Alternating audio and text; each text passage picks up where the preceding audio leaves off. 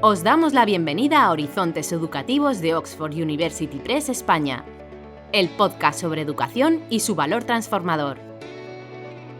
Bienvenidos, bienvenidas a este episodio de Horizontes Educativos. Yo soy Montse Costafreda, Professional Development Consultant dentro del Departamento de Desarrollo Profesional de Oxford University Press. Y hoy tenemos el placer de compartir este espacio para hablar sobre educación emocional y lectura con nada más y nada menos que Ana Alonso. Bienvenida, Ana. ¿Qué tal? ¿Cómo estás? Muchas gracias, Montse. Bueno, yo soy Ana Alonso y soy escritora de literatura infantil y juvenil y también autora de materiales educativos y estoy muy contenta de estar en este espacio con vosotros. Y nosotros también tenemos muchísimas ganas de tenerte aquí con nosotros y en esta ocasión para hablar, pues como hemos dicho antes, de educación emocional y lectura, cómo relacionar estos temas. Porque es verdad que las emociones son uno de esos temas pues, que aparece en variedad de tertulias, conversaciones, publicidad. Parece que estamos rodeados constantemente, ¿no?, de ese input sobre las emociones, sobre todo con la alegría y sentirnos felices o ser felices, llegar a ese punto de esa felicidad tan grande. Pero realmente ¿es así? Bueno, yo creo que hay un gran interés por las emociones, pero también se ha generado un poco de confusión porque parece que nos centramos mucho en promover las emociones positivas, lo que llamamos emociones positivas, porque realmente todas las emociones son útiles y no tendría mucho sentido hablar de emociones positivas, por ejemplo, las emociones agradables como la alegría, el entusiasmo, nos hacen sentir bien, pero eso no quiere decir que las emociones desagradables sean negativas, porque realmente nos aportan una información sobre nuestras necesidades psicológicas que no podemos ignorar. Entonces, yo creo que es más necesaria que nunca la educación emocional, porque vivimos en un mundo muy cambiante, porque los patrones de bienestar están cambiando también, pero al mismo tiempo creo que en el debate a veces falta un poco de claridad y un poco de profundidad. Totalmente de acuerdo. Además sí que es verdad que hace un tiempo, ya unos años, que se está incluyendo la educación emocional dentro de los currículos de nuestros colegios. Pero realmente, ¿en qué consiste la educación emocional? ¿Es aprender a ser felices, a estar y ser alegres? ¿En qué consiste? No solo consiste en aprender a estar alegres, porque estar alegres siempre no sería adaptativo. No es una emoción que podamos ni debamos mantener permanentemente.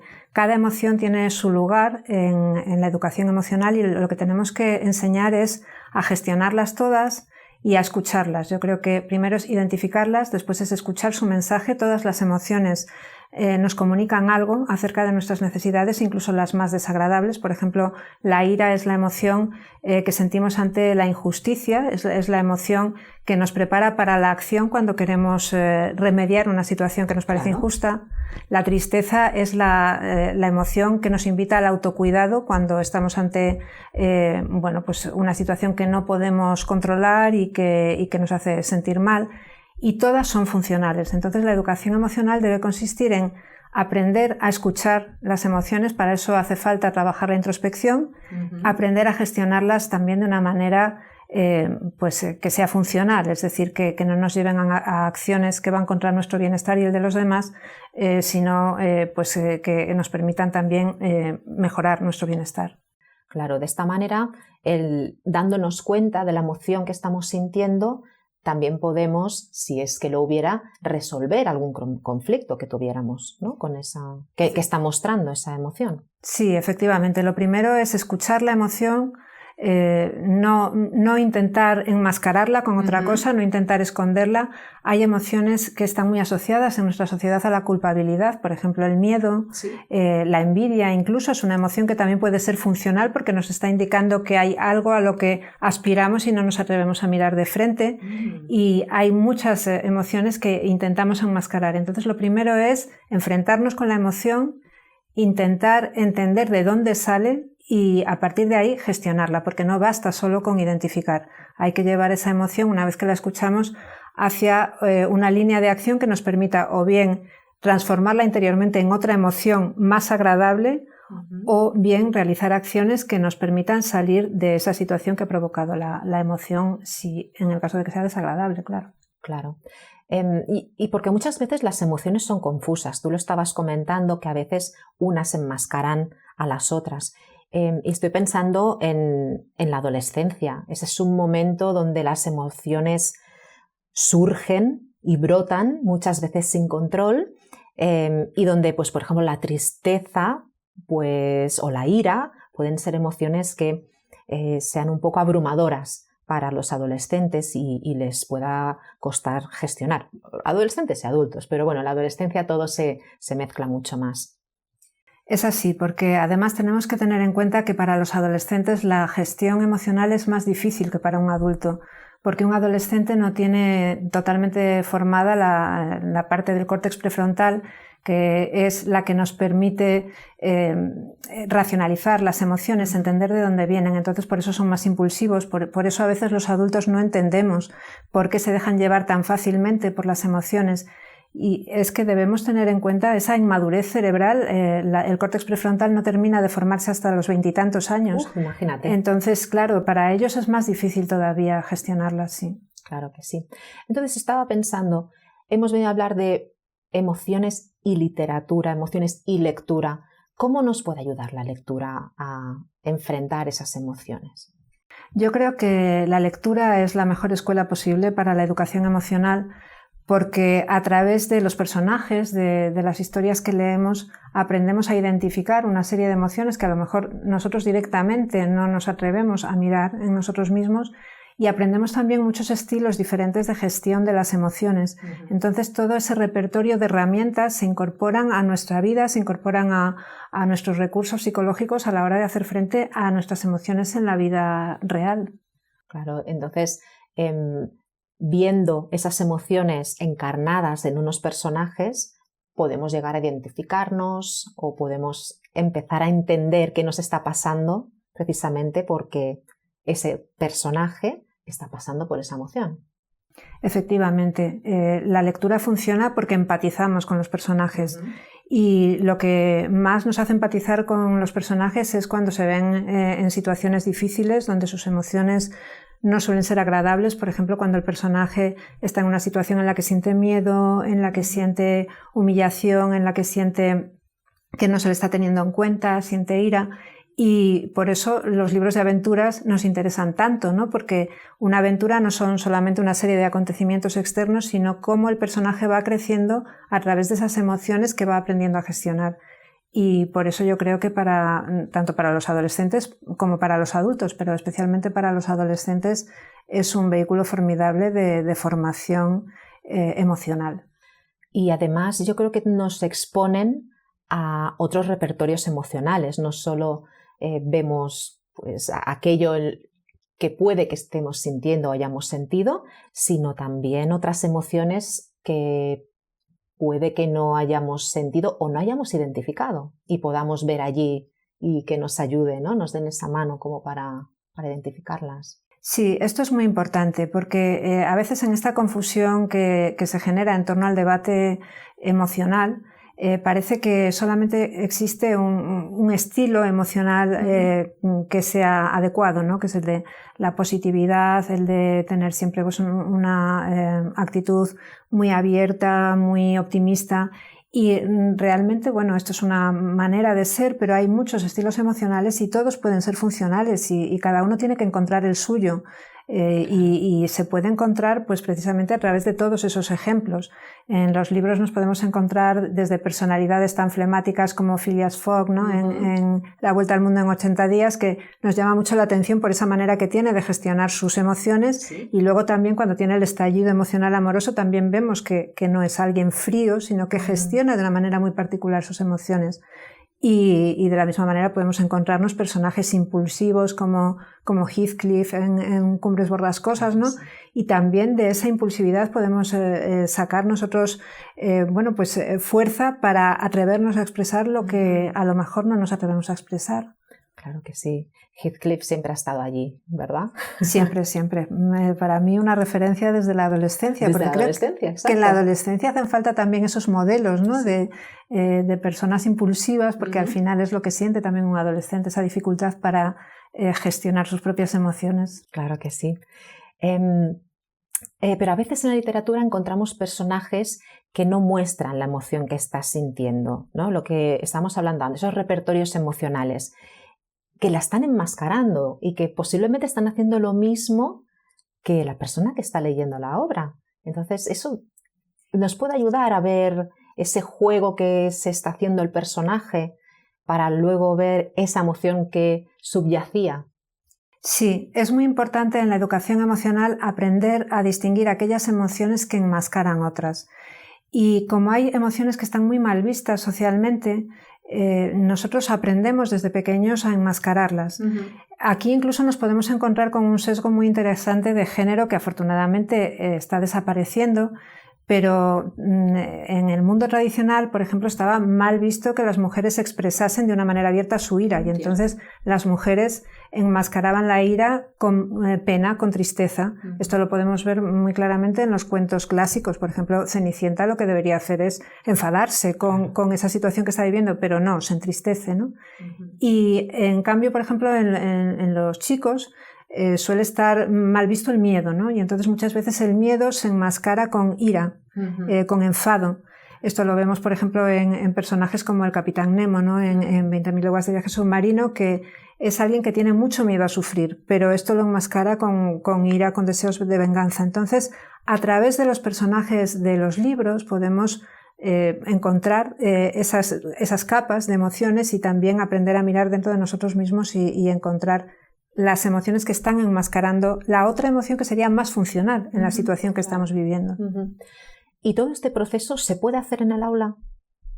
Yo creo que en el aula se pueden hacer muchas cosas, porque en el mundo del entretenimiento digital, por ejemplo, en el que viven inmersos nuestros jóvenes gran parte del tiempo, pues la verdad es que no encuentran a lo mejor esa variedad, esa profundidad en el tratamiento de las emociones. Es todo está enfocado a la diversión, todo está enfocado también a un dramatismo muchas veces falso, y entonces pues esos modelos más auténticos, más profundos que encontramos en la literatura, muchas veces si no se los ofrecemos desde las aulas, ellos no van a tener oportunidad de encontrarlos en su vida cotidiana. Por eso yo creo que es importante que se los ofrezcamos. Claro, porque la lectura requiere de tiempo, de paciencia, dedicación, que no son precisamente características que definan la sociedad actual. ¿Cómo pueden aprender a cultivar esos tiempos y ese momento para la lectura?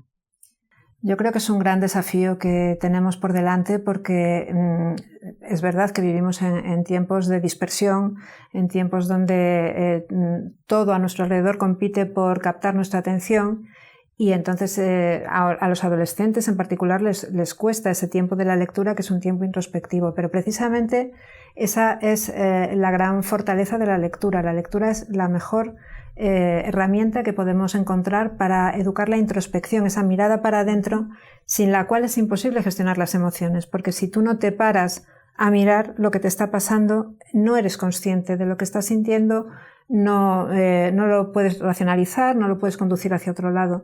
Entonces, algo que educa la introspección, como es la lectura, es la mejor manera de educar también las emociones. Pero claro, eso también requiere un paso previo, que es la educación de la atención. El conseguir esos momentos que tú decías, esos momentos de tranquilidad, esos momentos sin estímulos externos que nos obligan a estar con nosotros mismos, algo que cada vez parece que es más difícil. Sí, porque la gran multitarea, el no parar en ningún momento durante el día, no solo los adultos, sino también los adolescentes, los niños, nos priva de encontrar esos espacios para dedicarle, pues en este caso, a la lectura. Cuando estás en el aula, ¿cómo puedes llegar a, no sé si ayudar sería la palabra, pero sí a ofrecer a los alumnos esos espacios con la lectura para que ellos vean esas emociones plasmadas en los personajes, porque puede que estén leyendo y se fijen en otras cosas, porque porque sea muy interesante la novela, porque el personaje les interese, pero igual no profundicen en la emoción. Tenemos que llevarles allí, tenemos que decirles, fíjate en qué estás sintiendo, esto cómo se puede trabajar de una manera en que ellos vean realmente que hay un trabajo de emociones en ese personaje. Yo creo que ellos nos lo ponen fácil, porque lo que más les suele interesar a la hora de leer novela, pero también a la hora de leer poesía, por ejemplo, es la parte emocional. Ellos son muy empáticos. Entonces, si logran empatizar con el personaje, o incluso si odian al personaje, ahí se genera también un debate con ellos mismos. ¿Por qué lo odio?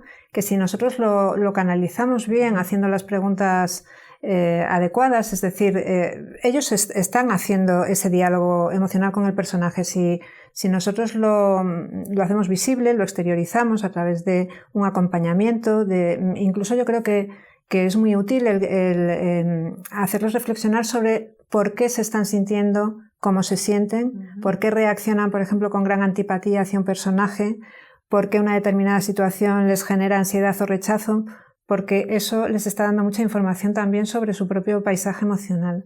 Entonces creo que simplemente con ser conscientes de que leer cualquier historia ya es empatizar con los personajes y con dirigir un poquito a lo mejor la lectura hacia esa atención a lo emocional, yo creo que ellos nos lo van a poner fácil. Que la verdad es que es un tema muy, muy interesante. Me ha gustado mucho todo lo que nos has dicho de cultivar esa atención y cómo podemos ayudarles a cultivar esa atención, y no descarto invitarte otro día para que podamos hablar sobre este tema.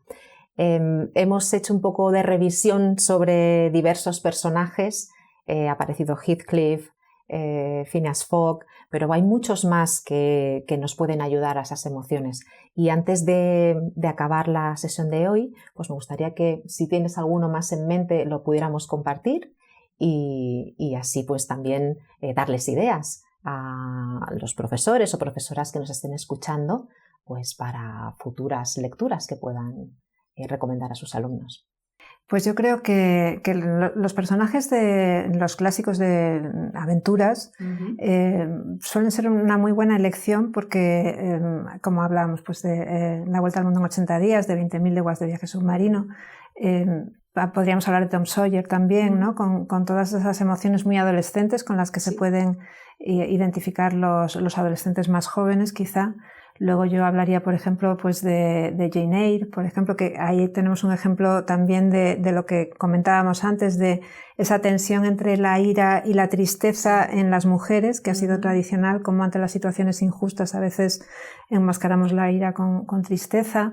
Creo que los ejemplos realmente es que cualquier novela que esté escrita con sinceridad puede enseñarnos mucho acerca de las emociones. Yo siempre, cuando hablo de mis libros en las aulas y me preguntan, bueno, ¿qué parte es verdad? ¿Qué parte está basada en la realidad? ¿Algún personaje está inspirado en un personaje real? Yo siempre les digo lo mismo, y es, aunque sea una novela de ciencia ficción, aunque sea de fantasía, aunque yo nunca haya estado en un lugar como este, hay algo que siempre es verdad en todos mis libros y los de otros escritores, que son las emociones. Yo tengo que haber sentido lo que siente el personaje, porque si no, no me lo creería, y vosotros tampoco.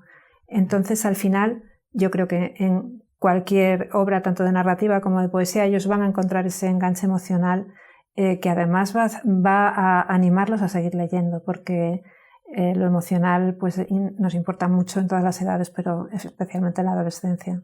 Claro que sí, y esa honestidad, ¿no? Y esa honestidad que sí. vemos y que captamos de manera tan intuitiva.